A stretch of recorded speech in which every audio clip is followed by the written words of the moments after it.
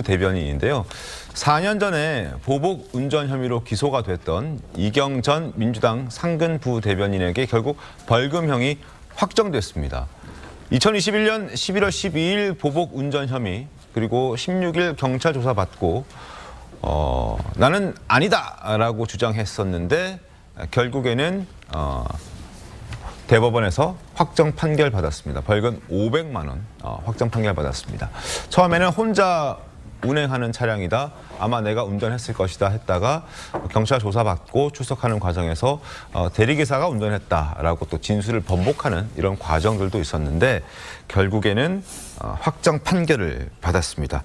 자, 양재민 변호사님, 이 사건 어떻게 좀 봐야 되겠습니까? 이 사건의 경우에는 1심부터 지속적으로 벌금형이 선고가 됐던, 그러니까 법원에서 보기에는 유죄 판단이 내려졌던 그런 사안입니다. 네. 그런데 대법원까지 갔지만 대법원에서 판단하기를 원심 판단에 잘못이 없다라면서 상고 기각을 했고요. 네. 이렇게 판단된 주요 원인으로는 일단은 자료 제출, 그러니까 증거의 제출이 좀 부실했던 것으로 보입니다. 그러니까 당시에 본인이 운전한 것이 아니라 대리기사가 운전했다라고 주장을 하려면 그에 맞는 블랙박스 영상이라든지 어떤 연락처라든지 녹취라든지 이런 것들이 필요한데 그런 자료 제출이 이루어지지 않다 보니까 결국에는 상고 기각된 것으로 보입니다. 자료 제출을 못했다고 봐야 되는 거겠죠? 그러면? 그렇죠. 그러니까 이제 자료가 없어서 제출을 못했든 아니면 본인은 이 부분에 대해서 이제 억울하다. 당시에 뭐 자료가 다 삭제가 돼서 제출 못한 것이다라고 이야기를 하는 취지인 것으로 보이기는 하는데요. 네? 법원은 철저하게 당사자가 제출한 증거만으로 판단을 하게 됩니다. 그렇기 때문에 본인이 지속적으로 1심부터 유죄 판단을 받았다라고 한다면 그에 맞는 좀 준비가 필요했는데 그러한 증거들, 핵심 증거들은 결국 제출을 하지 못한 것으로 보입니다. 알겠습니다. 영상 보겠습니다.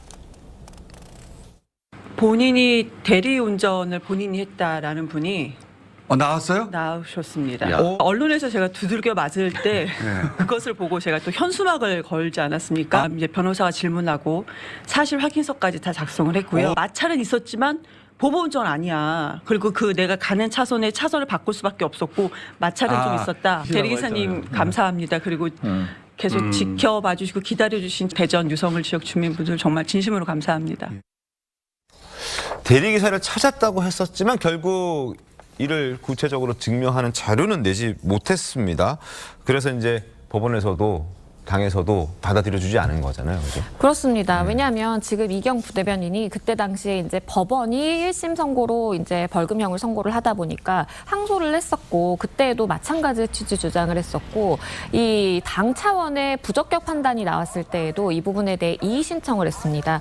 즉 어떠한 법원이라든지 당 차원의 판단에 대해서 다 문제 제기를 했던 그런 상황인데 그 상황이라고 한다면 본인이 이제 페이스북에 굉장히 장문의 글을 올리면서 억울하다라면서 조목조목 반박을 했거든요.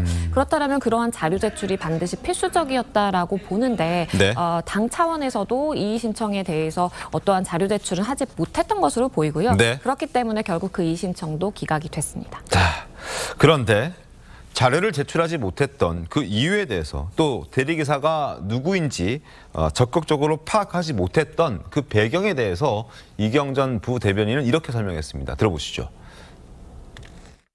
저는 이재명 대표에 대해서 대변인이었습니다. 근데 저의 개인적인 일이 너무 퍼지면은 악영향을 미칠까 해서 제가 막 적극적으로 하지 못했던 것도 있습니다. 20년 동안 그런 운전을 한 번도 하지 않았던 사람이 조심스러워하는 선대위 대변인일 때 굳이 그런 운전을 더욱더 할 필요가 없다라는 말씀도 드릴 수가 있습니다.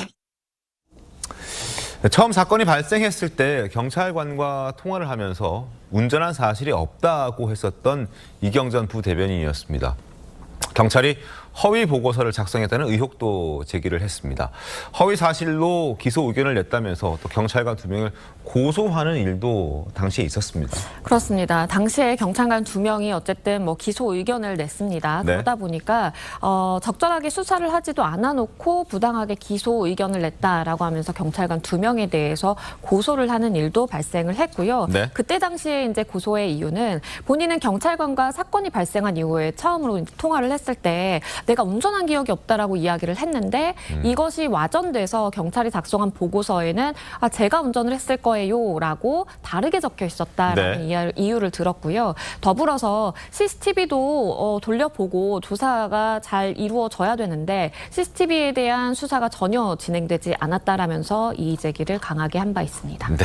그러나 결국 지금 몇 년이 지난 지금 대법원에서는 이게 유죄 확정이다라고 해서 벌금 500만 원을 최종적으로 선고한 사건이